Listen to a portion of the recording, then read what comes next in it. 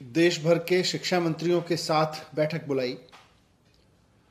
माननीय केंद्रीय रक्षा मंत्री श्री राजनाथ सिंह जी इस बैठक की अध्यक्षता कर रहे थे।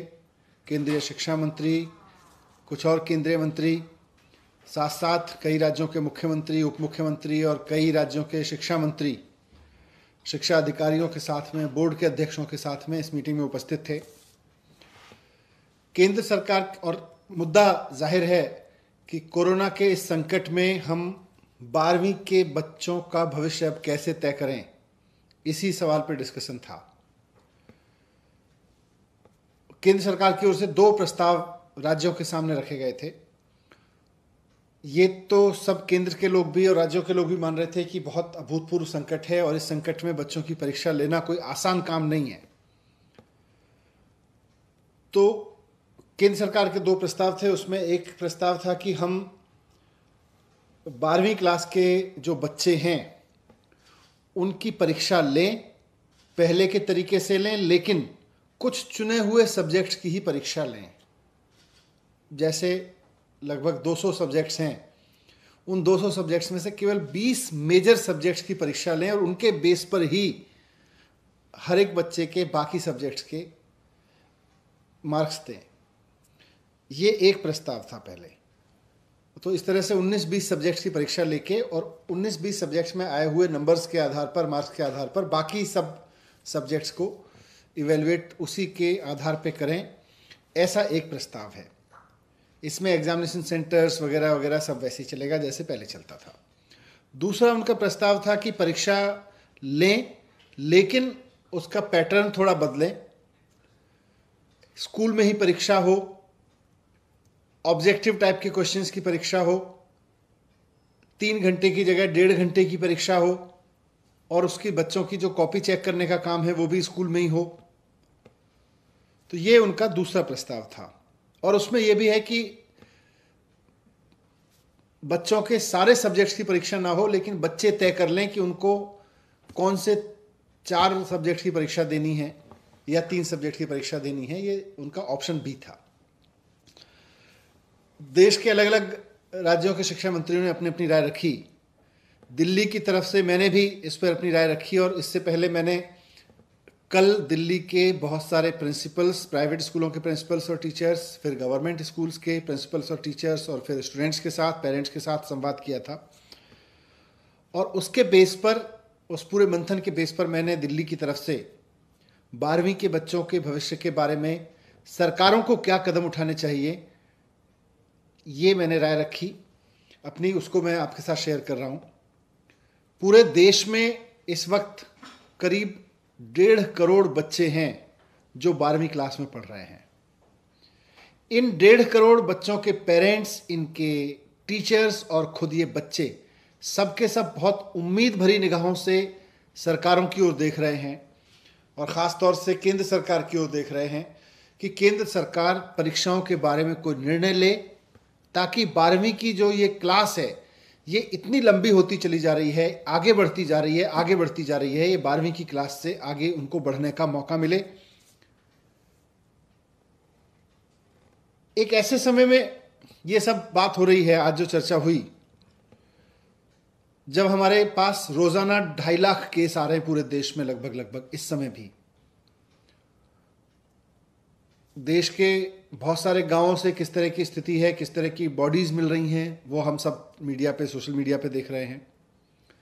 हमारे सामने बार बार ये बात भी आ रही है कि तीसरी वेव भी आ सकती है और ये बात बार बार कही जा रही है अलग अलग सेक्टर से कि तीसरी वेव अगर आती है तो बच्चों को सबसे ज़्यादा नुकसान पहुंचाएगी तीसरी वेव।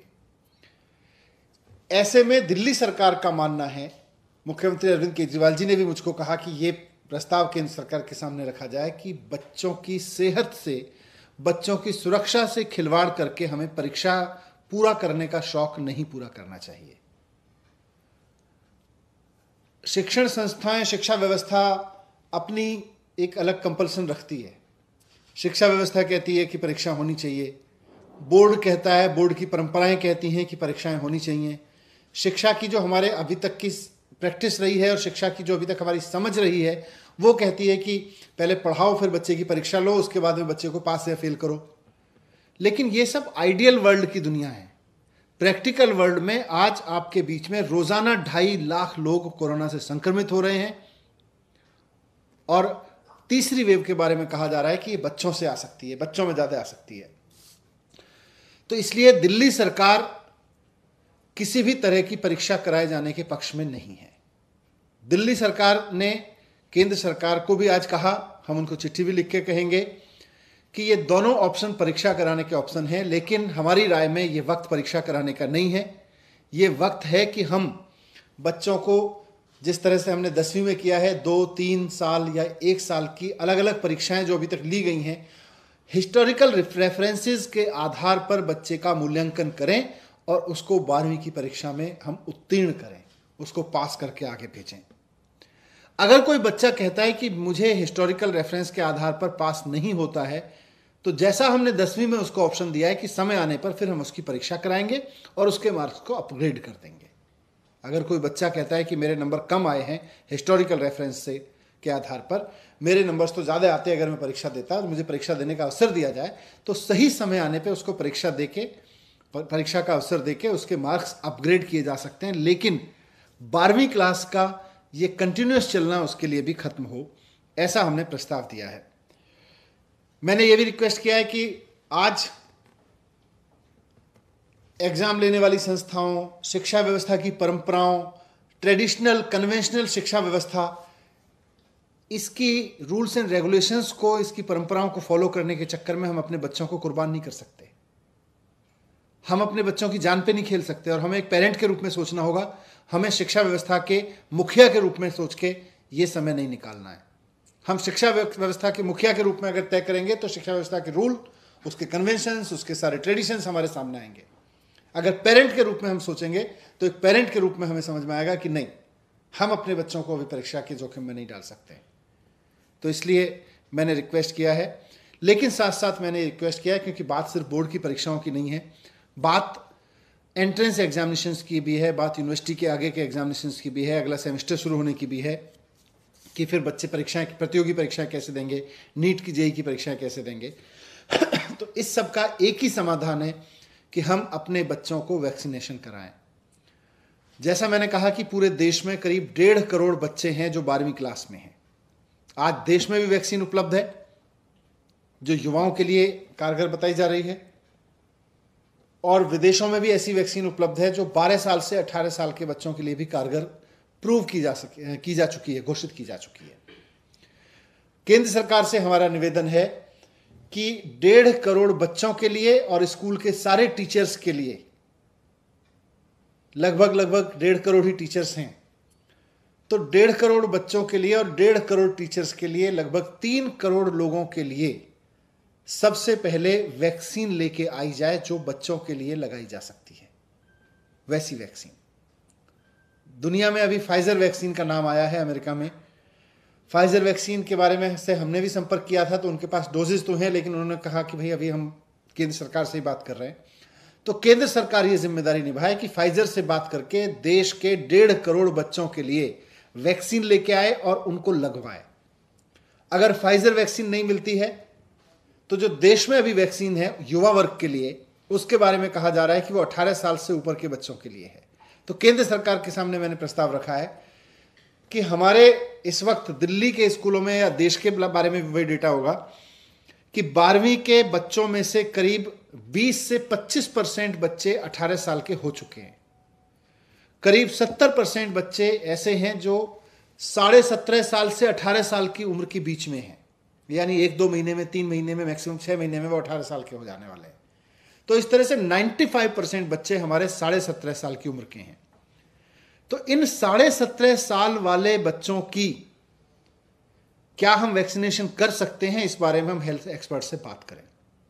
अगर देश में 18 साल के युवा के लिए जो वैक्सीन उपलब्ध है, क्या वो वैक्सीन 17.5 साल के बच्चे के लिए भी कारगर है, ये बात हमें हेल्थ एक्सपर्ट बता सकते हैं, वैक्सीन की कंपनियां बता सकती हैं, उनके लिए जो टेस्टिंग की गई है, ट्रायल्स किए गए हैं, उससे हमारे पास आ सकती है।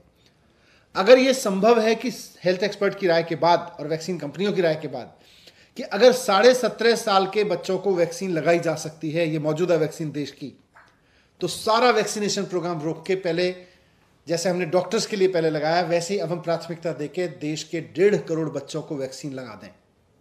वैक्सीन स्कूलों को उपलब्ध करा दें, स्कूल आसपास से नर्सेज लेके, डॉक्टर्स लेके तुरंत हफ्ते भर में ये वैक्सीनेशन करा सकते हैं। दिल्ली सरकार को अगर आज हमें 1.5 करोड़ बच्चों के लिए अप्रूव वैक्सीन मिल जाए, जो 17.5 साल से बच्चों के, इनके 12वीं क्लास के बच्चों को हम लगा सकते हैं, तो हम 2 दिन में दिल्ली के 12वीं क्लास के सारे बच्चों को वैक्सीन लगा देंगे। ये हमारा तंत्र बना हुआ है। तो या तो फाइजर ले आएं या देश की बनी वैक्सीन के बारे में एक्सपर्ट की राय लेके इसको उपयोग करें, लेकिन परीक्षा से पहले वैक्सीन की व्यवस्था करें। परीक्षा तब ली जाए जब बच्चों को वैक्सीनेशन हो जाए, परीक्षा तब ली जाए जब बच्चों को वैक्सीन की सुरक्षा दे दी जाए। ये मैंने केंद्र सरकार से रिक्वेस्ट किया है। यही एंट्रेंस एग्जामिनेशन का हल है और यही सीबीएसई या 12वीं की बोर्ड की परीक्षाओं का हल है। पहले हम बच्चों की सुरक्षा करें, बाद में परीक्षा करें। ये बात मैंने बहुत मुख्य रूप से केंद्र सरकार के सामने रखी है और मैंने कहा है कि जितनी शिद्दत से हम परीक्षा लेने के लिए मेहनत कर रहे हैं, उतनी शिद्दत से अगर हम बच्चों की वैक्सीन लाने पर मेहनत कर लेंगे तो परीक्षा लेना भी सुरक्षित हो जाएगा। सर, क्या संकेत मिले हैं केंद्र की तरफ से आपकी बातों पर? क्या लग रहा है कुछ पॉजिटिव हो सकता है? और अगर परीक्षा केंद्र सरकार कराती है तो फिर दिल्ली कितनी तैयार है? देखिए, जब मैंने बात रखी तो आज देश के लगभग मैं कह सकता हूँ 8-10 मंत्रियों ने, कई राज्यों ने बेसिकली और इस बात को समर्थन किया कि हाँ, पहले हमें वैक्सीनेशन कराना चाहिए अपने बच्चों का। तो कई राज्य इस बात से सहमत थे। कई राज्यों ने ये बात रखी कि 0 एग्जामिनेशन होना चाहिए, ऑप्शन ए या ऑप्शन बी नहीं, ऑप्शन 0 एग्जामिनेशन का होना चाहिए। ये बात बहुत लोगों ने रखी है और मैं उम्मीद करता हूँ कि केंद्र सरकार राज्यों के इस फीडबैक पे और देश के 1.5 करोड़ बच्चे और करीब 1.5 करोड़ शिक्षकों के स्वास्थ्य पे खिलवाड़ नहीं करने का निर्णय लेगी, बल्कि उनकी सुरक्षा को ध्यान में रखते हुए निर्णय लेगी। तो जो भी निर्णय लेगी, इस चीज़ को, इन सारे डिस्कशंस को ध्यान में रखते हुए लेगी।